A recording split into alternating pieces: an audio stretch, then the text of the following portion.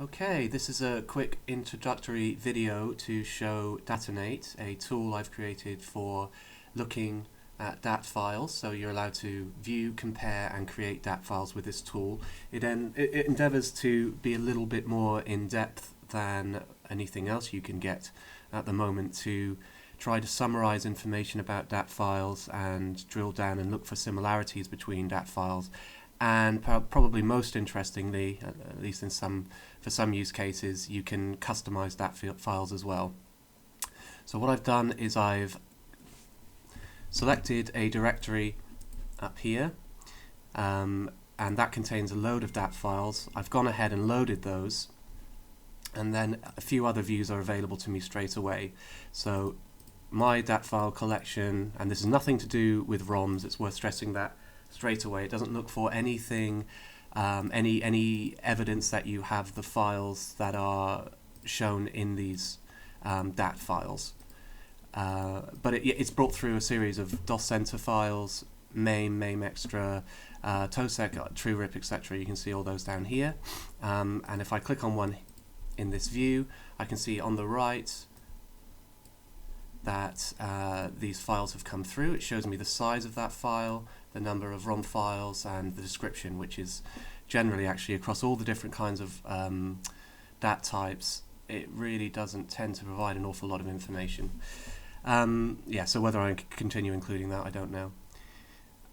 But yeah, okay, so in summary, the summary tab up here, if I click on there, I just get a slightly different view of the previous view with a little bit more information, including the version number, the size, the game's number of ROMs.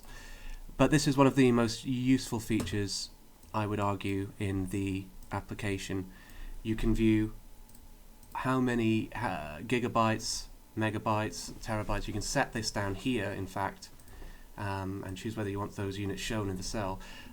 Each of these files take up. So you can see that the Sony PlayStation 2 DAT in the collection I have, well, that collection again is really quite huge. I mean, that's 16 terabytes, Microsoft Xbox 11.12 terabytes, and then all the way down to some of the really small TrueRip folders. Some of the TOSEC pics are very small, etc., etc.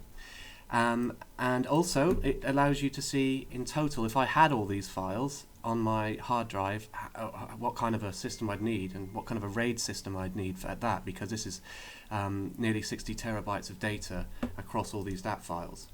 So hopefully you can see straight away how Datinate helps with the viewing of DAT files. This would be information a little bit more difficult to see altogether in other applications of this ilk, to my knowledge anyway.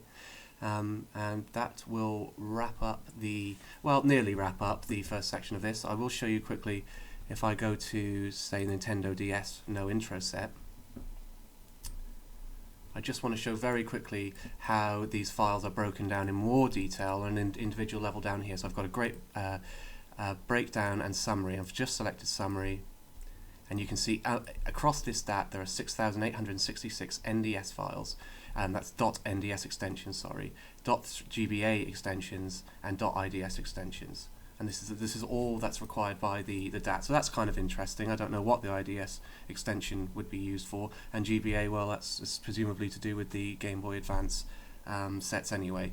And you can see what percentage of these files, where I'm pointing here, constitute that DAT as well. And the game breakdown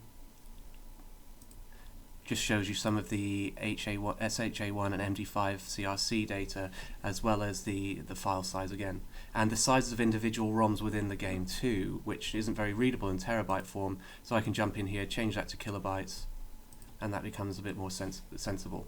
So that wraps up this first section. I wanted to show you about how to view files in Datinate, and we'll look at how you can compare and then create your own DAT files in the next sections.